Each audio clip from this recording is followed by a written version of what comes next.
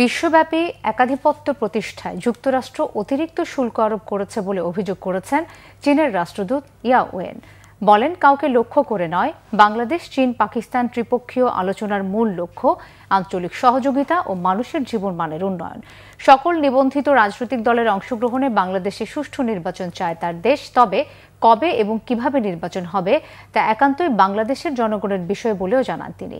Report করছেন ইমরুল কায়েস। জাতীয় press ক্লাবে কূটনীতিক সংবাদদাতাদের সংগঠন ডিক্যাব এর নিয়মিত আয়োজন ডিক্যাব টকে চীনের রাষ্ট্রদূত ইয়া ওয়েন দুদেশের সম্পর্ক তুলে ধরেন। ব্যবসা বাণিজ্য, চিকিৎসা সহ নানা খাতে সহযোগিতার কথা বলেন তিনি। চীনের সাথে বাংলাদেশের নতুন রাজনৈতিক সম্পর্ক উন্নয়নের নানা দিক নিয়ে কথা বলেন তিনি। 5 আগস্ট পট পরিবর্তনের পর বিএনপি জামাত সহ অন্যান্য রাজনৈতিক দলের সাথে সম্পর্ক উন্নয়নে কাজ করার কথা জানান তিনি।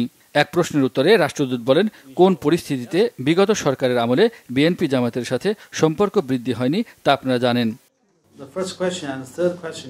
আগের সরকারের সময় বাধাগ্রস্ত হওয়ার কারণে বিএনপি ও জামাতের নেতারা চীন সফর করতে পারেনি। এখন আর সেই পরিস্থিতি নেই।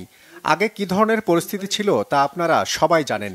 এখন আমরা বিএনপি জামাত সহ সব দলের সাথে কাজ করছি। তারা সবাই বাংলাদেশ চীন গভীর সম্পর্ক চায়। অন্তর্বর্তী সরকারের অধীনে সুষ্ঠু একটি নির্বাচন হবে বলে আশা করেন তিনি।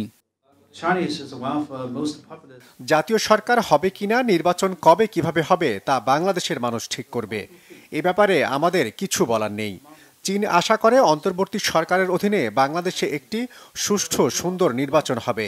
নির্বাচনটি অংশগ্রহণমূলক হবে এবং এতে যেন সব নিবন্ধিত দল অংশ নিতে পারে।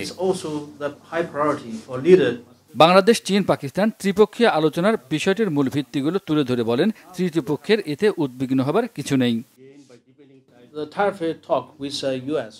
বিশ্বব্যাপী একক আধিপত্য প্রতিষ্ঠায় যুক্তরাষ্ট্র অতিরিক্ত শুল্ক আরোপ করেছে। এটা বিশ্ব বাণিজ্য নীতি বিরোধী। পরিস্থিতি মোকাবেলায় বাংলাদেশের রপ্তানি বহুমুখী করতে হবে। এক্ষেত্রে আমরা সহায়তা করব। আঞ্চলিক সহযোগিতা বাড়ানো, মানুষের জীবনমানের উন্নয়ন ও সমৃদ্ধির জন্য বাংলাদেশ চীন পাকিস্তান ত্রিদেশীয় সহযোগিতার আলোচনা চলছে। উন্নত সমৃদ্ধ প্রতিবেশী গড়াই এর উদ্দেশ্য। কাউকে টার্গেট করে এটা করা হচ্ছে না। তিস্তা নদী ব্যবস্থাপনা সরকারিভাবে চায় চীন, এক প্রশ্নের উত্তরে জানান রাষ্ট্রদূত। ইমরুল কায়েস, বাংলা ভিশন, ঢাকা।